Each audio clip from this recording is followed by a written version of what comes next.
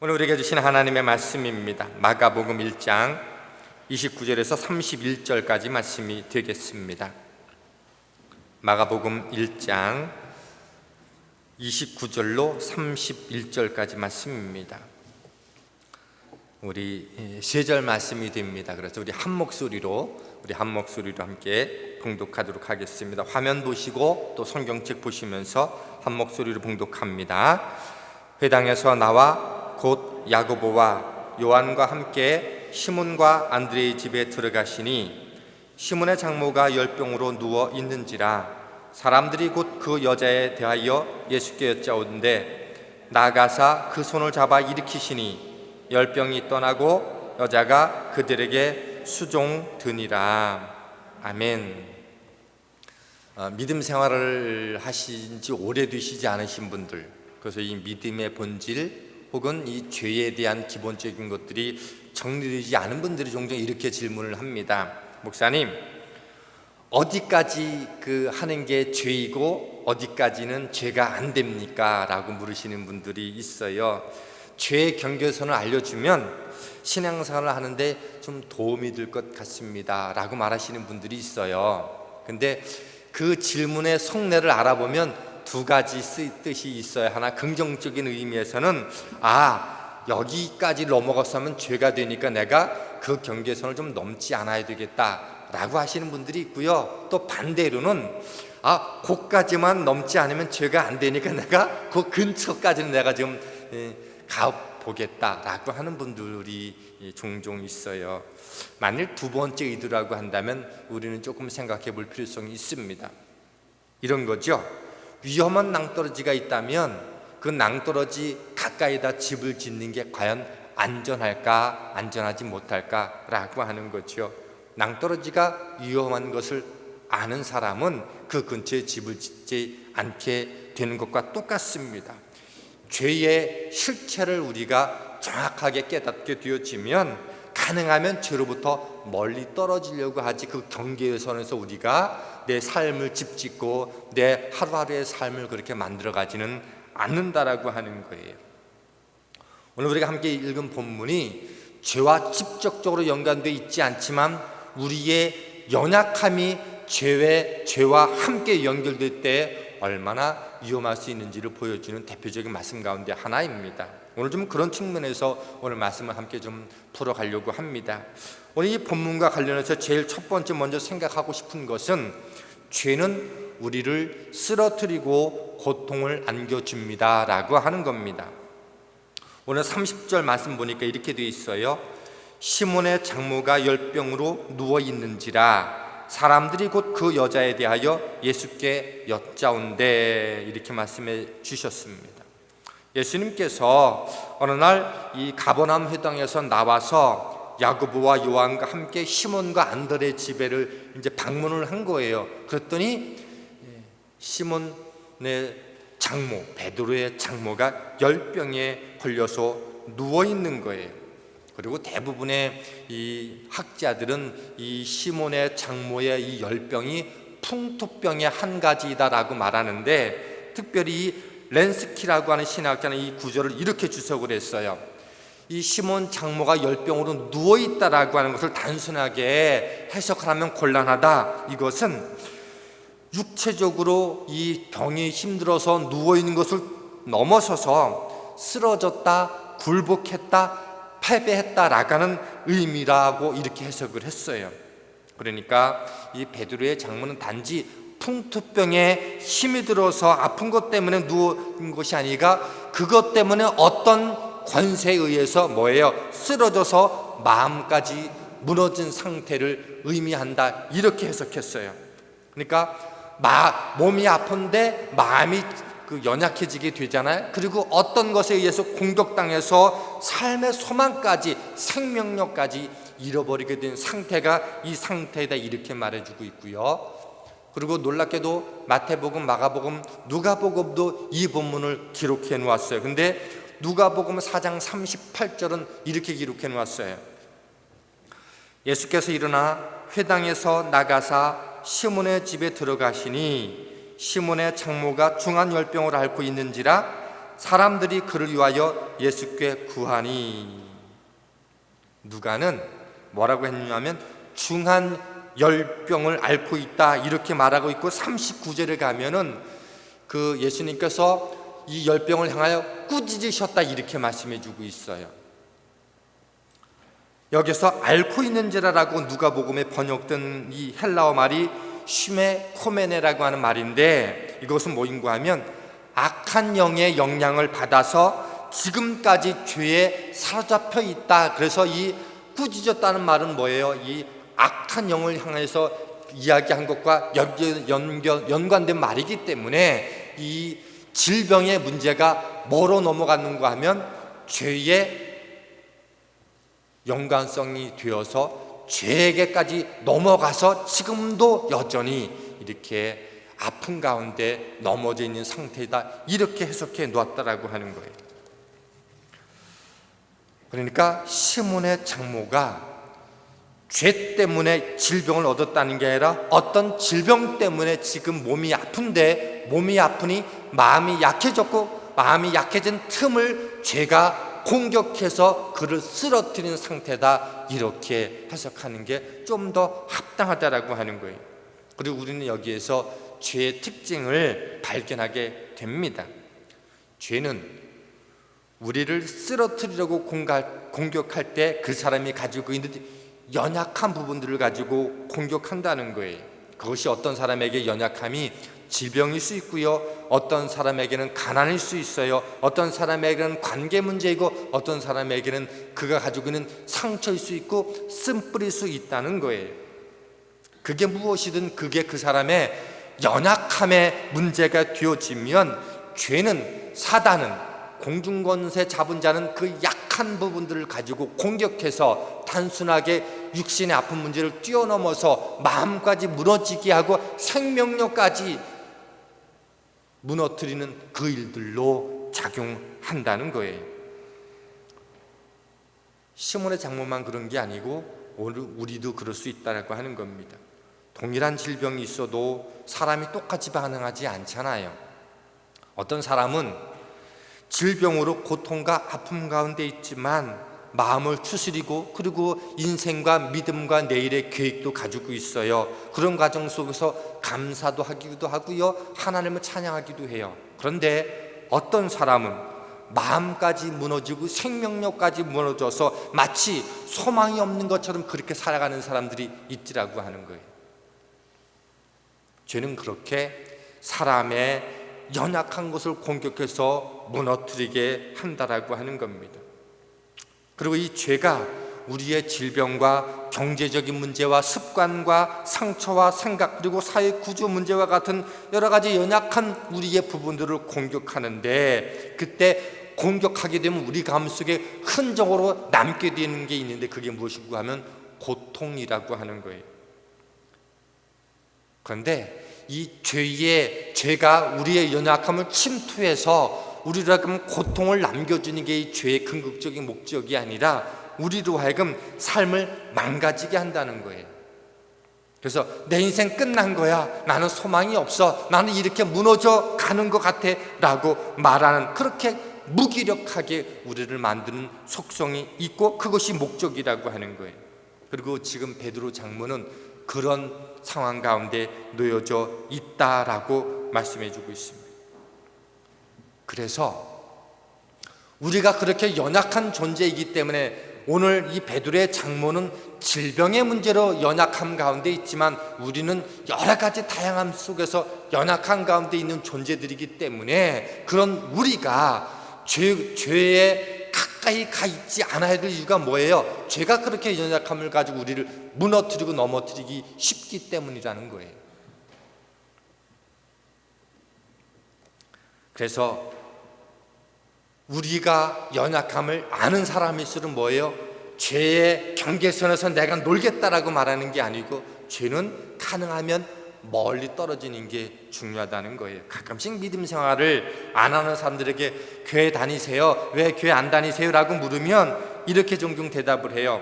제가 교회 안 나가는 이유는요, 교회 나가면 못하는 일이 너무 많아서 그래요. 하고 하고 싶은 건 못하게 하잖아요. 내 인생 즐겁게 살고 싶은데 제약들이 너무 많아서 그래서 저는 교회 다니고 싶지 않아요 라고 말하는 사람들이 종종 있어요.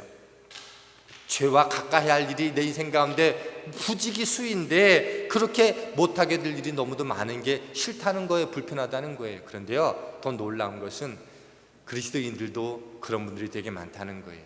그래서 우리는요, 이 믿음의 본질을 정확하게 꿰뚫고 있어야 되는데, 요한복음 8장 30절로 31절로 32절은 이렇게 말씀해 주고 있어요.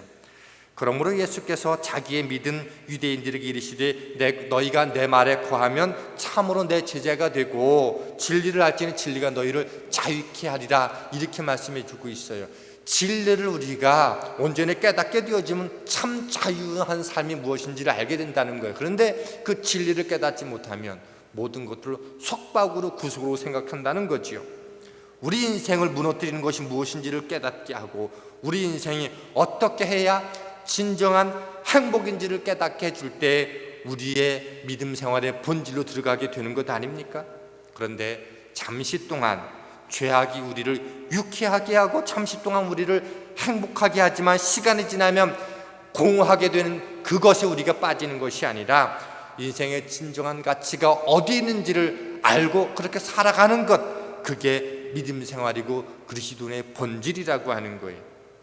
그래서 잠깐은 기쁨이 있고 쾌락이 있고 행복이 있지만 그것이 우리를 망가뜨리는 것이라고 한다면 하나님은 그것을 너무도 잘 아시기 때문에 그것을 하지 말라라고 말씀해 주고 있는 거예요. 그것은 하나님을 위한 게 아니고 우리 자신을 위한 거라는 거예요. 그래서 하나님이, 주님이 늘 우리에게 말씀해 주시는 게 이거예요.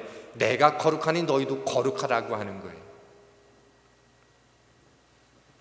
그렇게 살게 될 때 우리는 비로소 진리 안에서 참 자유와 참 행복이 어디 있는지 알게 되고, 하지 않으면 불편한 게 아니라 하지 않아도 전혀 불편하지 않음을 느끼는 것. 많은 사람들이 어떻게 담배를 피우지 않고도, 어떻게 그렇게 술에 녹초가 되지 않아도 어떻게 행복할 수 있어 이해가 안 되라고 말하지만, 우리는 그렇지 않고도 얼마든지 행복할 수 있고 얼마든지 자유할 수 있고 얼마든지 기쁨을 누리시는 사람들이라고 하는 것, 그거를 보여주는 게 뭐예요? 믿음의 본질이라고 하는 거예요. 그래서 죄악의 근처는 가까이 가지 않는 게 지혜이다. 왜? 우리는 그렇게 누구나 다 연약한 부분들을 가지고 있고 그 연약한 부분들을 가지고 죄가 언제든지 우리를 넘어뜨리도록 공격하기 때문에 죄는 모양이라도 벌이라고 말씀하시는 하나님의 말씀을 우리가 귀담아들 필요성이 있다라고 하는 거예요. 오늘 베드로의 장모는 질병 때문에 연약함으로 넘어졌지만 그가 사실은 단순하게 질병 때문에 넘어진 게 아니라 뭐라는 거예요? 그 연약함을 어떻게 죄가 치고 들어와서 그로 하여금 쓰러져 넘어지게 했다라고 하는 게 오늘 말씀의 본질이라고 하는 겁니다.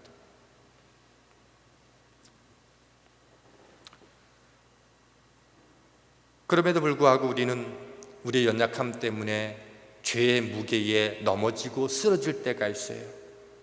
그리고 무너지고 고통당할 때가 있어요. 그러면 어떻게 해야 될까요?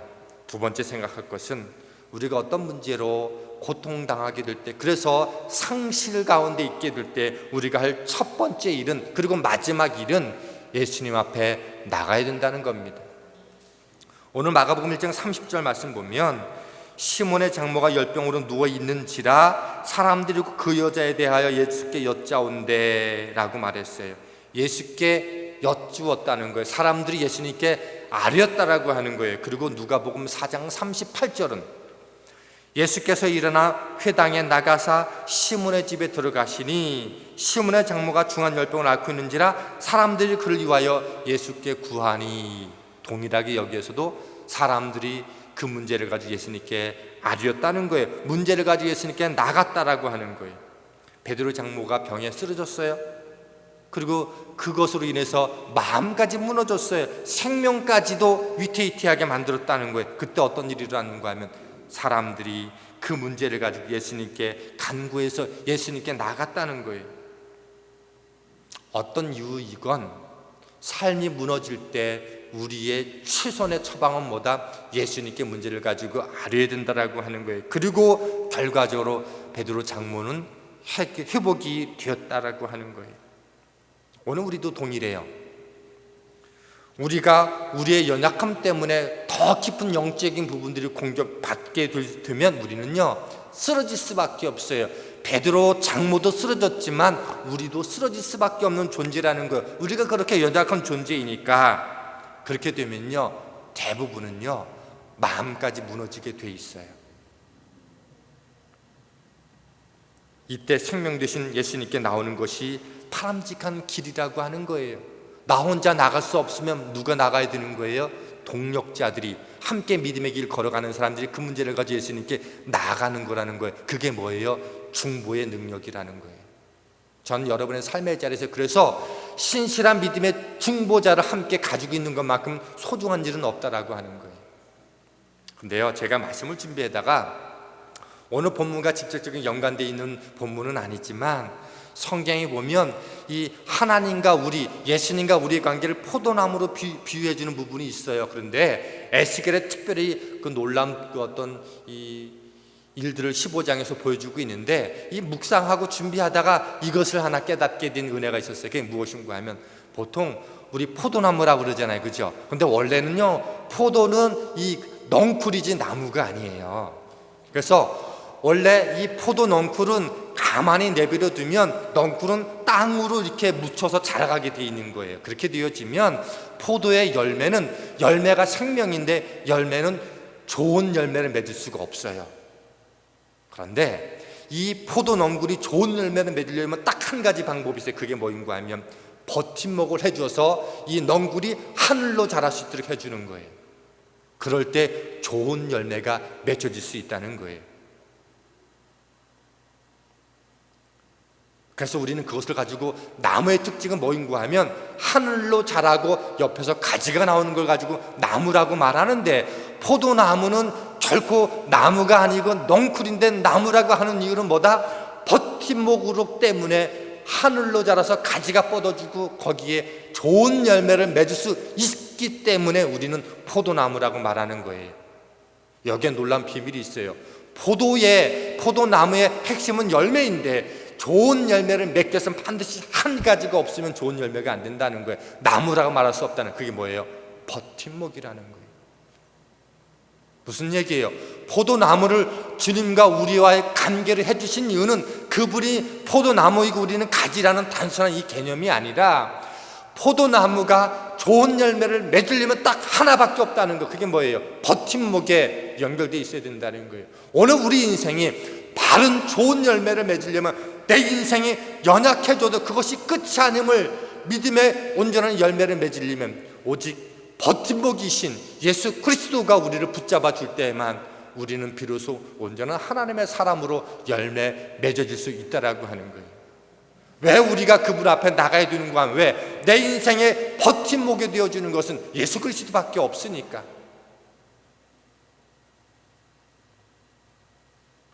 그분이 내 마음에서, 내 삶에서 버팀목이 되신 생명의 버팀목, 영원한 가치 있는 버팀목이 그분에서 내 인생에서 떠나지면 우리는 누구나 다 내 인생의 넝쿨은 그냥 바닥을 길 수밖에 없는 거라고 우리가 너무도 잘 알지 않습니까? 그래서 내 인생의 질병 앞에 연약함의 문제를 가지고 어쩔 수 없을 때 우리가 할 수 있는 최고의 방법은 뭐라는 거예요? 생명 되시고 버팀목 되신 그분 앞에 나가야 되는 줄 믿습니다. 삶이 힘들 때마다 버팀목이신 그분 앞에 나가시길 주님의 이름으로 축원합니다. 그럴 때 우리는요 열매를 좋은 거를 맺게 되는 것이고, 그럴 때 비로소 포도나무는 나무의 의미를 감당하게 되는 거예요. 그럼 그렇게 주님 앞에 나오게 되면 어떤 일이 벌어질까요? 세 번째입니다. 주님이 우리의 고통의 문제를 해결해 주시는 치료자이심을 경험하게 된다는 거예요.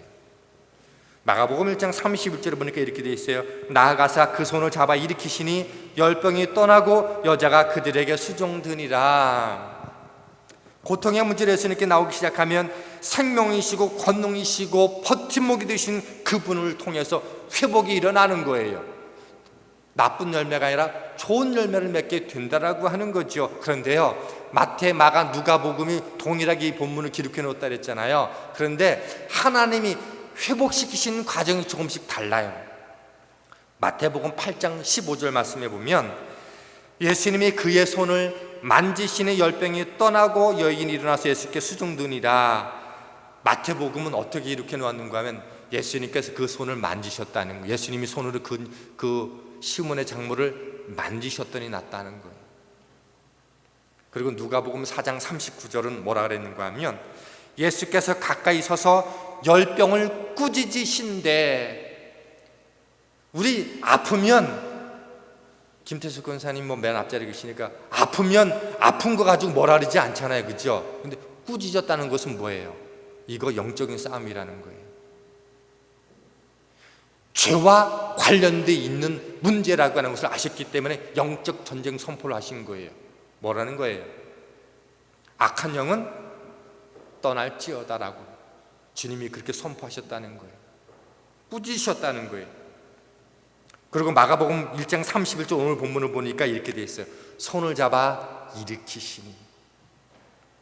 동일한 사건에 대해서 마태와 마가와 누가가 예수님께서 행하신 그 행동들을 약간씩 다르게 표현했어요. 저는 이게 성경이 불합리하다라고 하는 게 아니라 예수님께서 오늘도 인생에 연약함 때문에 질병에 걸리고 마음이 무너져서 어찌할 수 없는 이들을 향해서 예수님이 행하시는 일이 오늘 우리에게 이 세 가지 방식으로도 얼마든지 지금도 역사하심을 보여주는 메시지라고 저는 읽어야 된다고 생각해요. 무슨 뜻인가 하면 예수님께서 오늘도 어떤 이들에게는요 마태복음 쪽으로 회복시키신다는 거예요. 누군가 죄에 눌려서 마음이 무너지고 생명에 떠나 쓰러져 있어요. 사는 것보다 죽는 게 더 좋아요. 그럴 때 주님이 이렇게 말씀해 주신 거, 그냥 손을 잡아주시는 거. 가만히, 너 왜 그따위로 그렇게 믿음 생활해요? 내가 너 그럴 줄 알았어요. 이렇게 하지 않고 그냥 손 꼭 잡아주시는 거예요. 내 옆에 너 있다. 내 옆에 너 있어. 너 그것 하나만으로 힘없고 위로가 됐으면 좋겠어 라고 말씀해 주실 때가 있다는 거예요. 구약 성경 가운데 엘리야 선지자가 이 바알과 아세라를 섬기는 850명의 이 선지자들과 싸워서 승리하지 않습니까? 그런데 이 이세벨의 그 한마디 말 때문에, 두려움 때문에 광야로 도망쳐요.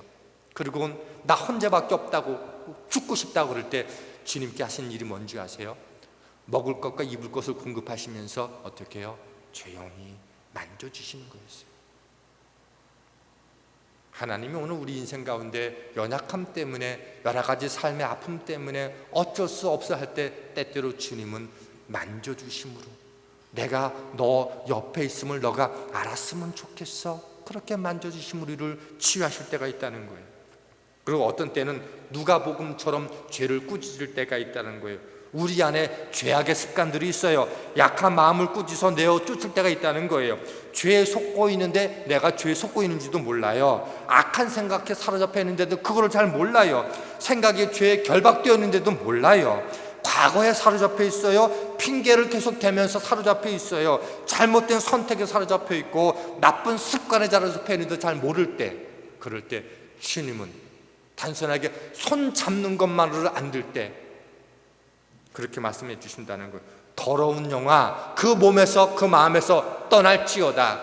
악한 영들은 그 심령 가운데서 떠날지어다라고 말씀해 주시는 역사가 오늘에도 여전히 있더라고 하는 거예요. 저도 종종 성도님들을 위해서 기도할 때마다, 그 성도를 위해서 기도할 때마다, 그분을 위해서 기도할 때마다 참 그건 아닌데 라고 여길 때마다 제가 외쳐 기도하는 게 있어요. 사랑하는 그분을 위한 그 마음속에 있는 모든 악한 심령은, 악한 영은 떠날지어다라고 선포할 때 있어요. 그럴 때 지혜로운 사람은 내가 잘못인 줄 알고 회개의 자리로 나가는데, 믿음이 부족한 사람은 나 들으라고 하는 얘기야? 나를 치는 거네? 라고 말씀하시는 분들이 있어요. 바라기는 믿음이 부족한 분들이 아니라 믿음이 성숙해서 오늘 말씀이 여러분 가운데 들려올 때마다 나로 하여금 회개하게 하는 거구나. 잘못된 습관, 잘못된 인생의 길, 잘못된 생각들 이런 것들로부터 나로 하여금 주님이 떠나게 하시는 거구나. 그렇게 받으시고 회개하게 될 때 모든 악한 것은 떠나게 될 줄 믿습니다. 또 어떤 때는 마가복음 쪽으로 회복시킬 때가 있어요. 오셔서 손을 잡고 일으켜 주신다는 거예요. 이런 것 아닐까요? 너 왜 여기 누워있니? 너 여기 이렇게 주저앉아 있을 사람이 아니잖아. 일어나 예배하러 가야 되잖아. 일어나 기도하는 자리에 가야 되는 사람이잖아. 너 일어나서 말씀 앞에 서야 되는 거잖아. 너 감사해야 되는 것 아니야? 그래, 그래서 기도하는 자리, 예배하는 자리, 말씀을 읽는 자리, 묵상하는 자리 그렇게 나가게 되어지면 그것으로 오늘 우리 삶을 회복시켜 주시는 때가 있더라고 하는 거예요. 오늘 여러분은 어떤 자리에 계십니까? 어떤 마음, 어떤 것들 때문에 마음이 약해지고 어떤 것들 때문에 상심해서 내 삶이 무너지는 것 같은 그런 때 혹시 그런 경험 있지 않습니까? 그럴 때 때로 주님은 여러분을 때로는 그냥 손만 잡아주시면서 내가 내 옆에 있잖아 라고 말씀해 주실 때가 있고요, 때로는 좀 더 과하게 여러분을 꾸짖으시는 게 아니라 여러분 안에 있는 악한 본성들, 악한 습관들을 꾸짖으실 때가 있을 때마다 회개함으로 치유를 경험하시기를 부탁합니다. 그리고 때로는 손을 잡으시면서 일으켜 주실 때가 있어요. 너 여기 이렇게 누워있으면 안 돼. 일어나 나랑 함께 가자고. 예배하고 기도하고 말씀을 읽는 자리로 함께 가자고. 감사하는 자리로, 찬양하는 자리에 함께 가자고 여러분을 손잡아 일으키실 때가 있는 줄 믿습니다. 그럴 때 오늘 우리가 그 믿음으로 반응하게 될 때 주님은 우리를 하여금 놀라운 은혜자로 이끌어 주실 줄 믿습니다. 오늘 겉으로 세상이 멋져 보이고 문명이 고도로 발전해서 큰 문제 없어 보이지만 조금 더 들어가 보면요, 세상은 만성적인 고통과 비극 가운데 있어요. 이런 세상에서 인간이 할 수 있는 일이 뭐가 있습니까? 누군가 내가 고통당할 때 아픔을 참으로 나와 같이 느껴줄 사람이 있습니까? 그건 불가능해요. 왜냐하면 몸이 아프고 마음이 아프면 누군가에 쉽게 상처받기 쉬워요. 왜냐하면 그 누구도 나의 고통에 진정으로 화답해 줄 수 있는 사람은 없기 때문에 그래요. 그런데 오늘 본문에 나타난 주님은 어떤 분이십니까? 감정적으로 동의하신 분만이 아니라 친히 도우실 수 있는 분이시라는 거예요. 겉으로 드러난 멸망 그 열병만 보신 것이 아니라 그 연약함을 뚫고 죄의 침범을 받아서 넘어진 것까지도 보신 주님께서는 어떻게 만지시고 꾸짖으시고 그리고 손잡아 일으키심으로 그 여인을 일으켜 주셔서 그로 하여금 일상으로 돌아가고 섬김의 삶을 살게 해주셨던 것처럼 저와 여러분의 평생의 삶 속에 그분을 경험하게 되기를 축원합니다. 기적보다 질병보다 더 크신 생명이시고 치료자 되신 그 예수 그리스도가 저와 여러분 안에 계심을 믿으시고 그분 안에서 승리하는 저와 여러분 될 수 있기를 주님의 이름으로 축원합니다. 고맙고 감사하신 하나님, 오늘도 우리의 믿음의 자리에서 경제적인 문제, 관계 문제, 여러 가지 쓴뿌리 상처, 크고 작은 질병으로 인해서 낙심의 골짜기를 걸어가고 있습니까? 그것 때문에 죄의 공격을 받아 넘어져 쓰러져 있지는 않습니까? 그런 심령들마다 생명이시고 치료자이신 예수 그리스도 그분 안에서 온전히 자유함을 누릴 수 있는 모든 믿음의 식구들로 축복하여 주시옵소서. 질병보다 크신 주님, 환경보다 크신 주님, 그분이 생명이시고 치료자 되심을 온전히 믿고 그분을 우리 삶의 버팀목으로 삼을 수 있는 모든 믿음의 가족 되게 하여 주시옵소서. 예수님 이름으로 감사하며 기도하였습니다. 아멘. 찬송가 266장 부르시면서 준비하신 예물 하나 표를 드리겠습니다.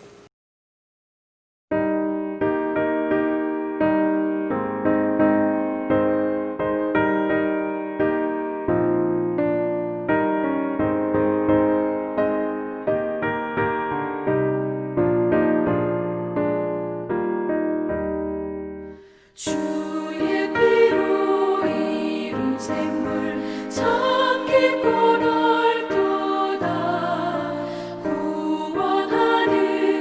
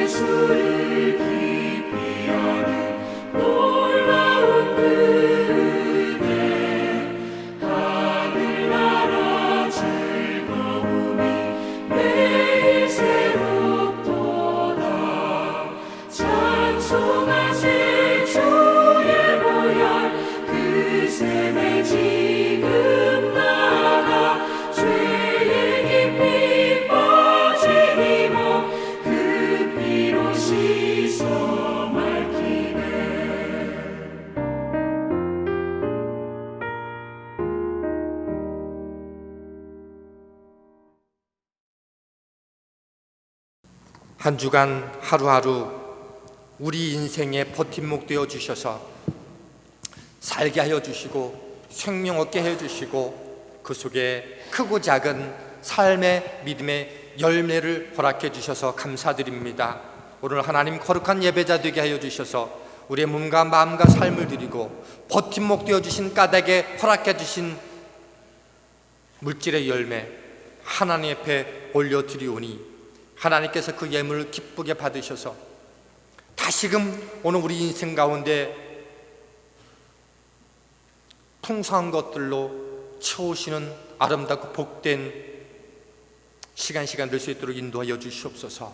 먼저는 하나님 앞에 드렸으니 받으셔서 받으신 까닭에 오늘도 그 뿌려지는 이 땅의 곳곳마다 하나님의 거룩한 영혼군의 기쁨이 그 드려진 시간과 영혼과 물질을 통해서 나타나게 하여 주시고 드린 손길들 가정들마다 또한 새로운 버팀목 되어 주셔서 심겨진 일터와 가정과 배움과 곳곳마다 아름답고 복된 열매들로 가득 채워질 수 있도록 축복하여 주시옵소서. 이제는 우리 주 예수 그리스도의 은혜와 하나님의 사랑과 성령의 교통 역사 충만하심이 오늘 예배를 드리고 돌아가는 믿음의 손길들과 그리고 이제 또 여러 기간의 일정들을 가지고 한국을 다녀오고 또 한국으로 나아가시는 우리 모든 믿음의 가족들 위해 이제부터 영원토록 함께하여 주시기를 간절히 축원하옵나이다.